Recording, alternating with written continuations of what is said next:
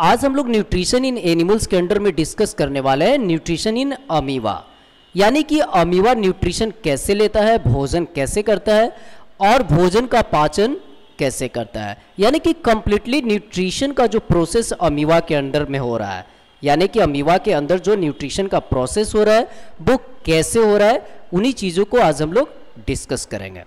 ठीक है, तो सबसे पहले हमने हेडिंग दिया न्यूट्रिशन इन अमीबा और अमीबा का डायग्राम बनाया, स्ट्रक्चर बनाया। सबसे पहले हमने देखा कि अमीबा का स्ट्रक्चर इरेगुलर शेप्ड होता है, यानी कि इसका कोई स्ट्रक्चर, कोई आकार नहीं है, ये इरेगुलर शेप्ड है, यानी कि इसके बाहर फिंगर लाइक प्रोजेक्शन से ये इरेगुलर शेप्ड का है। आखिर ये इरेगुलर शेप्ड क्यों है? हमारे जैसा इसका कोई स्ट्रक्चर, कोई आकार क्यों नहीं है?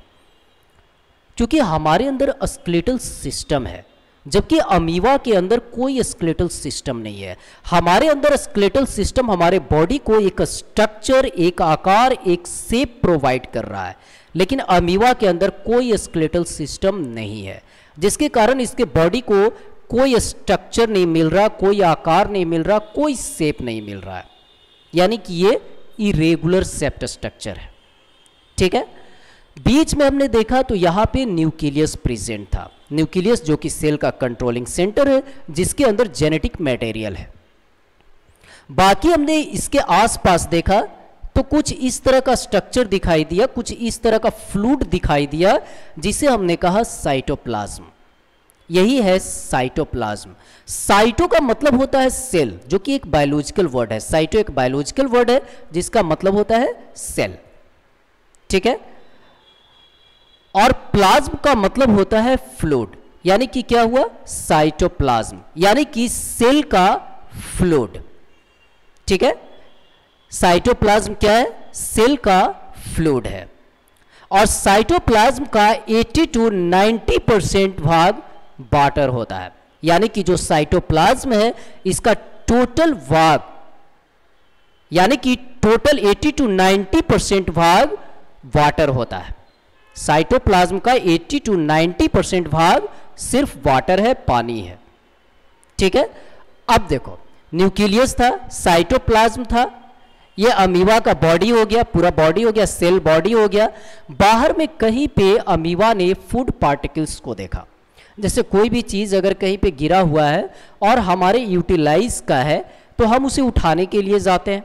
अमीबा ने भी कहीं पे फूड पार्टिकल्स को देखा, और जब फूड पार्टिकल्स को देखा तो अमीबा उस फूड पार्टिकल्स की तरफ मूव किया, उसे खाने के लिए, उसे इनहेल करने के लिए उस फूड पार्टिकल्स की तरफ मूव करेगा। यहाँ पे फूड पार्टिकल्स था। अब सेकंड डायग्राम पे आ जाओ, यहाँ पे लिख दिया है फूड पार्टिकल्स। अब सेकंड डायग्राम पे आ जाओ, यहाँ पे फूड पार्टिकल्स है। अमीबा फूड पार्टिकल्स की तरफ मूव किया और अमीबा ने स्यूडोपोडिया की मदद से, जो कि फिंगर लाइक प्रोजेक्शन था, उस स्यूडोपोडिया की मदद से उस फूड को कैप्चर करना, इस तरह से कैप्चर करना शुरू कर दिया और फूड को कैप्चर कर लिया। यहाँ देखो स्यूडोपोडिया है। स्यूडोपोडिया क्या है? मेनली एक फिंगर लाइक प्रोजेक्शन है, जो कि अमीबा अपने बॉडी से बनाता है। अपनी बॉडी को इस तरह से फिंगर लाइक प्रोजेक्शन बनाता है, जिसको स्यूडोपोडिया बोला जाता है। मेनली स्यूडो का मतलब होता है फॉल्स, ये 2 वर्ड से मिलकर बना हुआ है। स्यूडो का मतलब होता है फॉल्स, और फॉल्स का मतलब होता है झूठा, और पोडिया का मतलब होता है लेग, और लेग का मतलब होता है पैर, यानी कि क्या हुआ, फॉल्स लेग या झूठा पैर। हमारे पास क्या है? हमारे पास ट्रू पोडिया है, यानी कि सच्चा पैर है, लेकिन अमीबा के पास क्या है?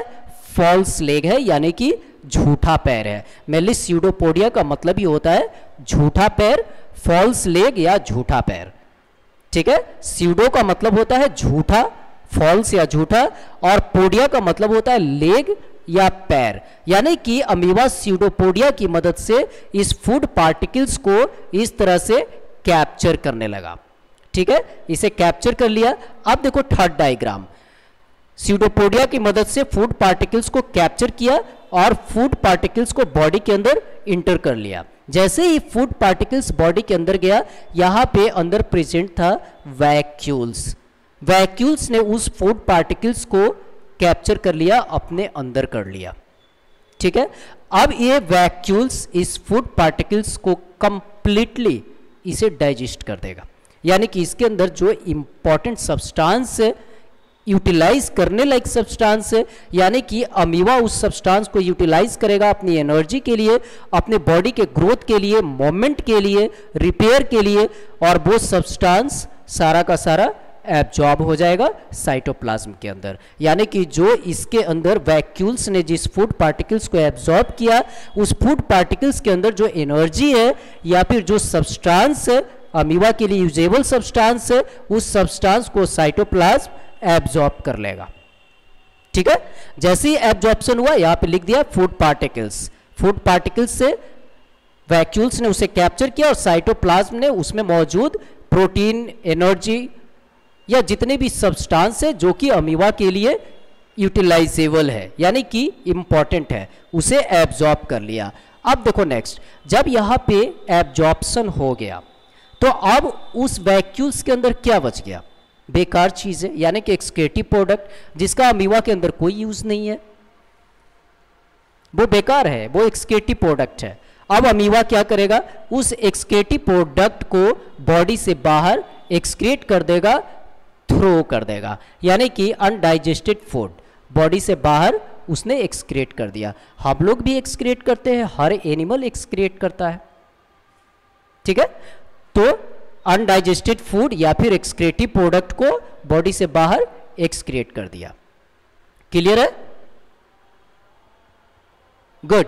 अब देखो यहां पे मैंने लिख दिया notable point, undigested food outside the body through the food vacuoles, यानी कि फूड वैक्यूल्स, जो वैक्यूल्स था, उस वैक्यूल्स की मदद से अमीबा ने अनडाइजेस्टेड फूड या एक्सक्रीटिव प्रोडक्ट को बॉडी से बाहर थ्रो कर दिया, बॉडी से बाहर निकाल दिया। ठीक है, नेक्स्ट आगे। अब देखो यहां theory, amoeba a single celled animals that catches food and moves about by extending finger like projection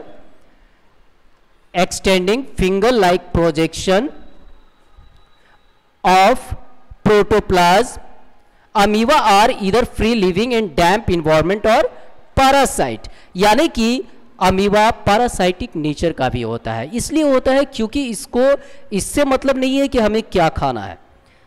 जैसे सपोज कि सॉइल है, सॉइल में बहुत सारी चीज़ें मिक्स है, वहाँ पे प्लास्टिक भी है और भी कई तरह की चीज़ें, कई तरह के सब्सटेंस है, वो उसे कैप्चर करेगा और उसके अंदर जो एनर्जी है उस एनर्जी को वो एब्जॉर्ब कर लेगा, यानी कि उसके बॉडी के लिए जो जरूरी है वो एब्जॉर्ब कर लेगा और बाकी चीज़ों को एक्सक्रीट कर देगा। मेनली इसको इससे मतलब नहीं है कि हमको यही चीज़ खाना है, जो भी मिला उसे कैप्चर कर लिया और उसमें जो एनर्जी है उसे यूटिलाइज कर लिया, बाकी को बॉडी से बाहर थ्रो कर दिया, आउट कर दिया।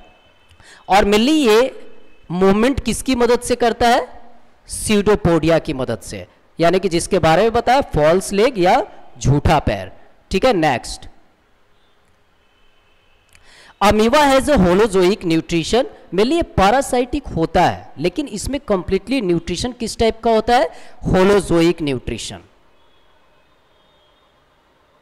ठीक है, नेक्स्ट, दो सॉलिड फूड, और ये किस टाइप का फूड लेता है? Solid food.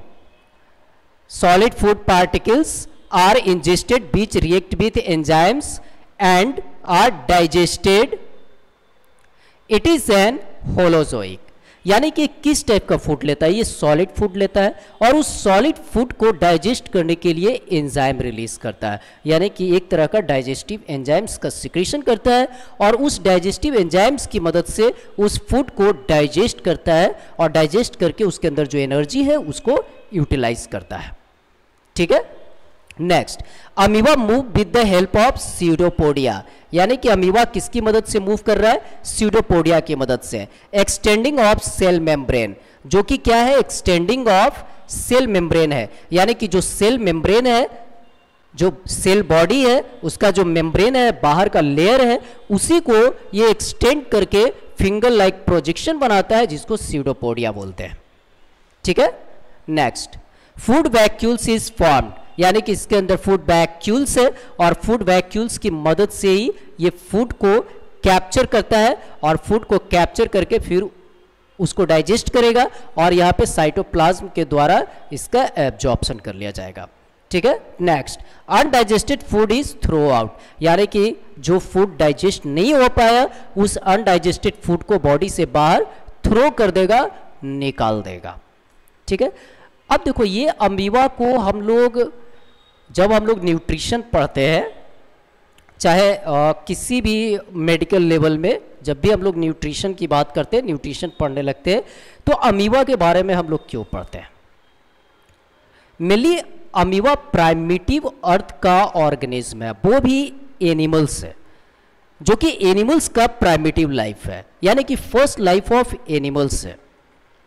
और जब अमीबा के बारे में हम लोग फर्स्ट टाइम पढ़ते हैं, जब अमीबा के डाइजेशन की बात करते हैं, हम लोग अमीबा के डाइजेशन पढ़ते हैं, न्यूट्रिशन पढ़ते हैं या फिर रिप्रोडक्शंस पढ़ते हैं, तो हमें इससे पता चलता है कि प्राइमिटिव अर्थ का जो ऑर्गेनिज्म था, प्राइमिटिव अर्थ का जो एनिमल्स था, यानी कि जो फर्स्ट लाइफ ऑफ एनिमल्स था, वो भी फूड, सॉलिड फूड लेता था और उस सॉलिड फूड को डाइजेस्ट करने के लिए डाइजेस्टिव एंजाइम्स का सिक्रीशन करता था और उस डाइजेस्टिव एंजाइम्स की मदद से फूड को डाइजेस्ट करके एनर्जी को यूटिलाइज करता था।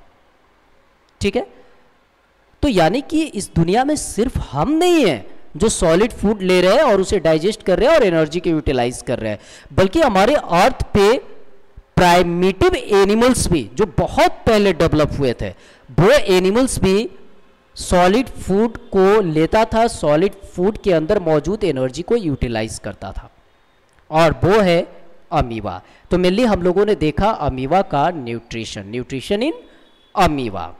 ठीक है, इसमें कहीं पे कोई दिक्कत है? एनी डाउट, एनी क्वेश्चन अगर हो तो बताओ।